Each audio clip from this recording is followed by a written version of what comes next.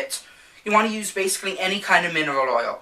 I find that the cheapest and easiest to get is baby oil. It seems kind of weird, but it's very easy to get. You can get it in any supermarket or convenience store, and it works just fine. In the rural hamlet of Cheadle, Alberta, home to a population of a whopping 83 people, lies an artistic masterpiece.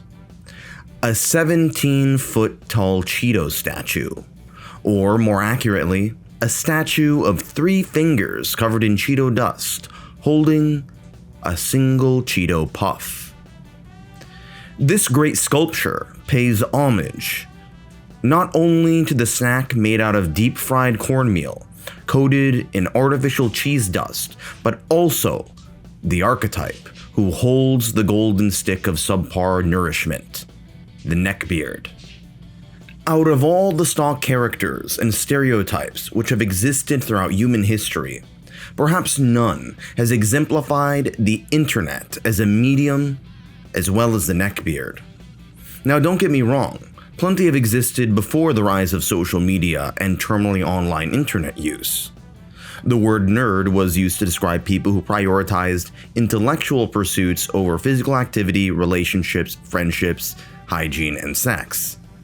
But nerds, to their credit, engage in scientific and technological pursuits, which are clearly productive and great for society as a whole. In fact, they might even get you laid. Just check out Richard Feynman. The word geek, on the other hand, was a common pejorative to disparage young men who prioritized a love of certain niche hobbies, or at that time, what were certain niche hobbies, like video games, comic books, anime, and speculative fiction, at the expense of their social lives, hygiene, and getting pussy. Overall, these literal neckbeards are not exactly pussy magnets, and they're known to harbor ecosystems of various microorganisms. During the age of the monoculture, before the rise of the internet, nerds and geeks were frequently mocked, but they were also sometimes glamorized in movies like Revenge of the Nerds. However, it still usually was a source of mockery. The Simpsons character, the comic book guy, became emblematic of an insufferable, obese comic book collector with his iconic "You are about to see the worst half hour of television ever." During the 80s and 90s, these subcultures were widely derided. However, the internet eventually took over, and this became the dominant medium, and the nerds who created this system, the tech giants, would eventually make sure that this stigma would fade. Well, for the most part. While the fascination with computer science, technology, speculative fiction, video games, and comic books would vaporize as tech companies dominated the economy and Marvel movies dominated the box office, there was still some sliver of mockery left for those who fixated a little bit too much on certain hobbies. I'm looking at you, bronies. At the very least, these nerds and geeks were self-aware, and the self-depreciating humor was part of their clique. One aspect that did not fade away in terms of the stigma, however, was not so much the love of certain hobbies, which at this point had become mainstream during the late 2000s and early 2010s, but rather the intellectual pretentiousness. And yes, the aesthetic and dietary choices of many of these neckbeards wasn't exactly destigmatized either. It's hard to break stereotypes when you shower monthly, and it's also hard to break stereotypes when most of your diet comes from the snack varieties offered by Frito-Lay. By the way, check out the honey barbecue sun chips. They're really good. I'm not paid to advertise them. I just want to say that they're really, really good. Probably not the best for nutrition though. One of the first major depictions of the neckbeard would show up with the rise of video games like World of Warcraft. World of Warcraft was arguably the most groundbreaking game of the 2000s, a literal virtual world in and of itself, in which, say, a ordinary person living in Kansas with a BMI over 30 could LARP as a great warrior fighting against the forces of demonic evil. If you'd like to learn about the cultural impact of this game, check out my video about it. Shameless plug-in, I know.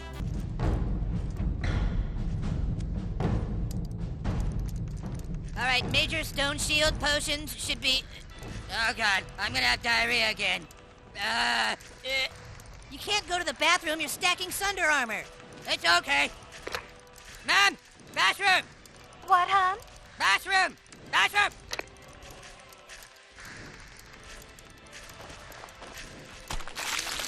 Oh, that's a big boy, isn't he?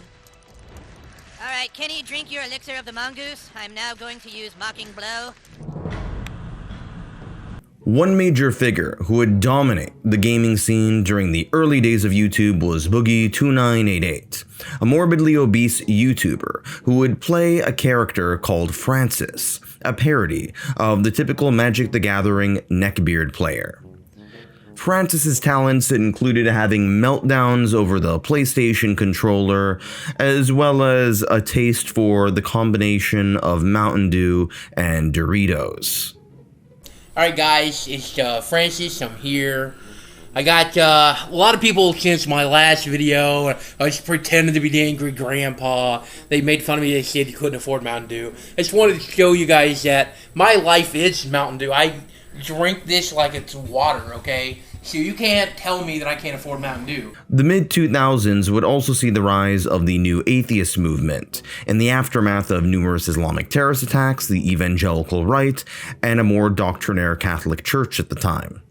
This would result in best-selling books, one of the largest subreddits, and some memes about a god who manifested himself in the form of spaghetti and meatballs.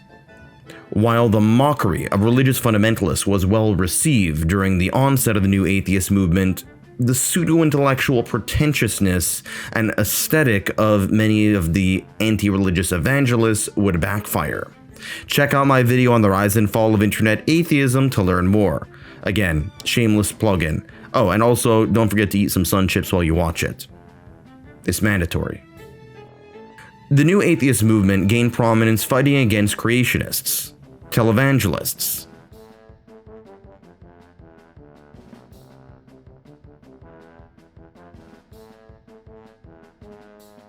and homophobic preachers.